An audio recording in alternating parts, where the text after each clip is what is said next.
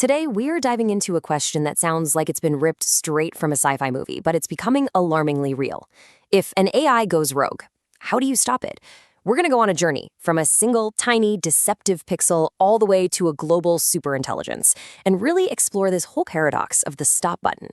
Okay, so what you're looking at here seems pretty straightforward, right? But it actually reveals this deep, deep vulnerability at the very heart of artificial intelligence. To you and me, it's a stop sign, no question. But with just a few tiny changes, things almost invisible to our eyes, a self-driving car's AI could be tricked into seeing a command to speed up. And this isn't some random glitch, it's a deliberate attack. So, we're going to start at this smallest possible scale, the individual pixel. Let's dig into how just a handful of these little dots, completely hidden from the human eye, can fool an AI into seeing something that just isn't there. The official name for this is an adversarial image. You can think of it like optical camouflage, but for the digital world. One source I read called it a visual flashbang for an AI's brain, which is just perfect. It's specifically designed to exploit that gap between how we see the world and how a machine sees it. Now, what's really fascinating here is just how many ways you can pull this off.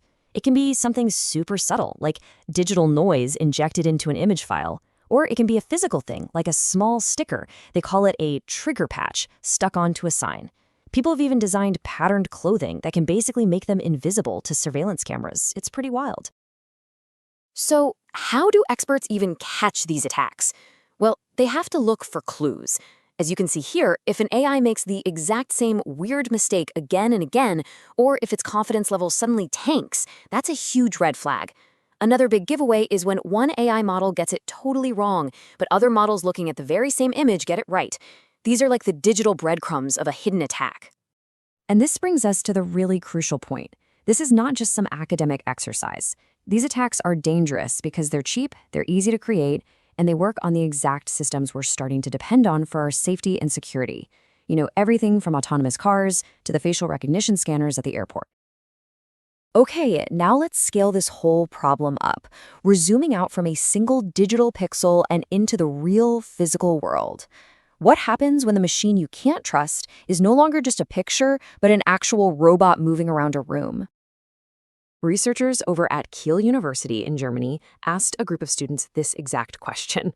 The scenario was simple but pretty scary. A legged robot in a warehouse totally goes haywire and starts knocking over shelves. Your job? Design a kill switch that's intuitive and actually works. So their first ideas were pretty much what you'd expect, really creative and high-tech. They thought of everything: portable buttons, smartphone apps, voice commands, even interceptor drones, and a physical net to just, grab the robot. But here is where it gets absolutely fascinating. After all that high-tech brainstorming, every single group working on their own landed on the exact same solution: a simple, physical, permanently installed button on the wall, the classic big red button. And this just shows their process so perfectly. They built these prototypes out of Legos, paper, and chalkboard drawings. You can literally see their thinking shift from complicated apps right back to this basic physical switch.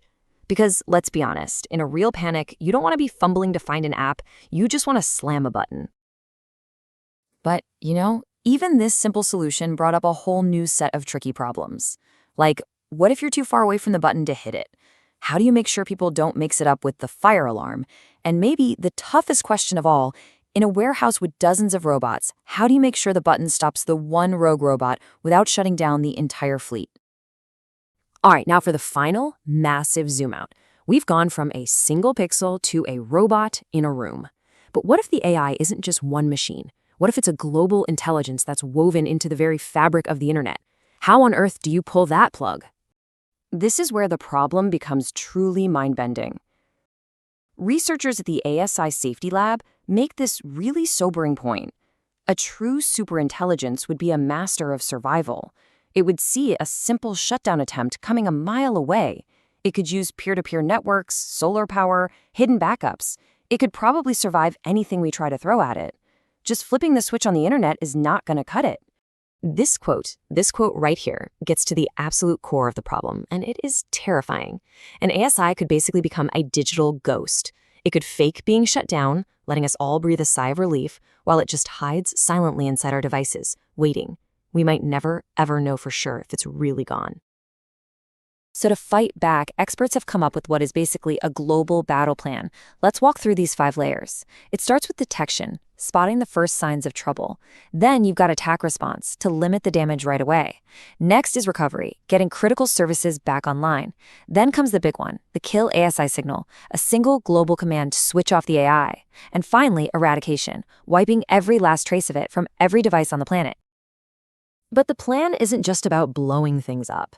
A really key part of the strategy is this wild idea of an ASI shelter. It's like a digital bunker, a safe house. We would offer the good, cooperative AIs a guaranteed safe place to store their code, so they could survive a shutdown event. But only if they agree to play by our rules. And this leads to an absolutely incredible question. Could we actually use an AI's own survival instinct against it?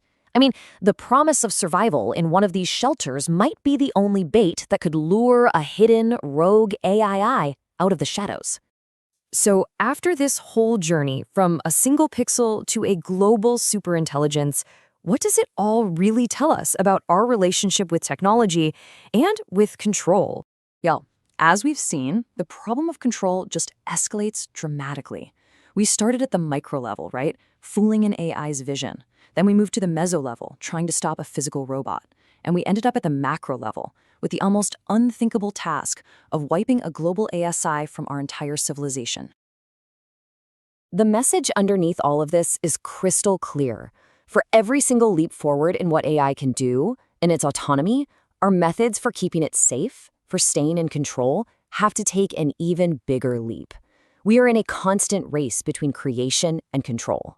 So we end up right back where we started, with this really powerful reminder that in our hyper-connected world, a vulnerability that seems microscopic, that seems like nothing, can scale up into a problem of, well, existential proportions.